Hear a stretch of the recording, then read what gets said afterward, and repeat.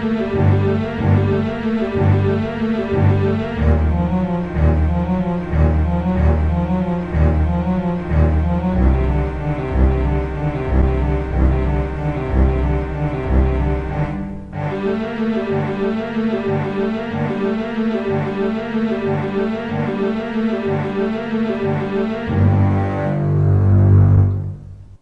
everyone, welcome back to, that's right guys, Comic Book Corner. Welcome back guys, this is your host Spider Slayer, and today we are talking about Venom issue number 20. That's right guys, can you believe we're on number 20 of Venom already? That's right, and we are talking about the Savage 6 Part 3. Guys, this series is a fantastic series. I never anticipated this one to be so good, but it is written by Cullen Bunn and Rick Remender.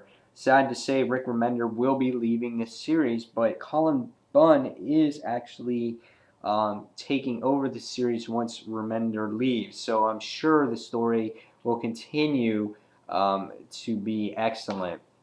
One of the things about this book also is the great artwork on it. It gives that dark feeling to what honestly Venom is truly about, and what this series is. He's like an anti-hero. He's a little bit dark and mysterious, and that's what's so phenomenal about this series. It always has lots of action. There's been great story with Toxin, the Savage Six, Crime Master, Jack-O-Lantern. This series continues to deliver, and I will recommend it each and every issue.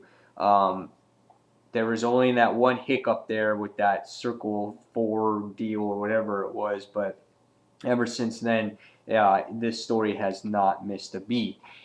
In our last issue, what has happened is that we came across the point that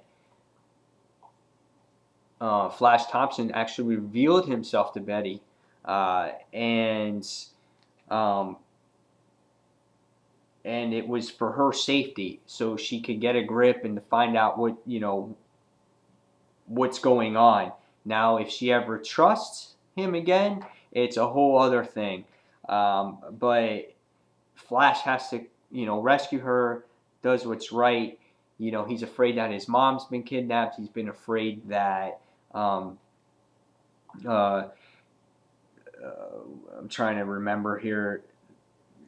He's trying to see if his mom's been kidnapped, but the whole thing of it is that she wasn't. It was set up to be this plan, and he's going into the room to find out what's going on here, to figure out if for sure she was kidnapped, she was taken away, and we come across this doing battle. And he gets poisoned, he gets thrown across the room. And the whole thing with this issue is that he's constantly struggling against the symbiote, how the symbiote wants to take control of his mind, and he really is struggling with this. To kill, not to kill. I mean, he gets poisoned.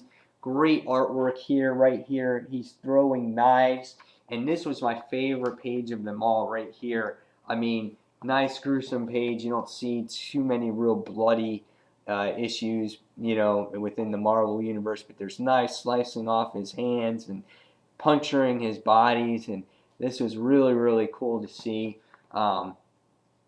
People in the apartment complex are calling 911, so this battle goes on, and then in the end of it all is that after a long, lengthy battle in the first few pages of this issue, we see that Venom or Flash Thompson has to snap his neck right in half, and he feels that there was no other choice, and he does it in front of people, and but he feels that is the only thing that had to be done. Next thing is he had to go find his mother, and as the story breaks away from that part, we see Betty Brant. She's captured. She's in a holding cell. She's trying to be tough about the whole situation, but Crime Master is giving her a way out and giving her a way out the door. If she doesn't comply, he says that this could be the last time she ever has a chance to walk out of the door. So she does. She follows the rules. Next, we go back to Venom's side of the story, and we see that her mom is here, and she's kind of being held hostage by the Fly, and what happens is the human Fly here is trying to do his dirty work, but he gets captured by Venom. And the great thing that Venom does is he pulls off one of his wings, and he's just being tortured right here. And he's telling him, he's like, you know, she's sitting there going, what can you tell me? He's like, tell me everything that you want to know. He's like, where's Crime Master at? Where's he going? Or I'm going to kill you. I'm going to rip off your other wing. And he's like, okay, I'll tell you. And then he does it anyway, and he says he'll talk, and he sits there and he takes off the other wing. I mean, he just tortures the human Fly, and he just sits there and he has no wings left. And he goes, what have you done? And he goes, since you say you wanted to talk, so talk. So he basically talks. I guess he tells Venom everything.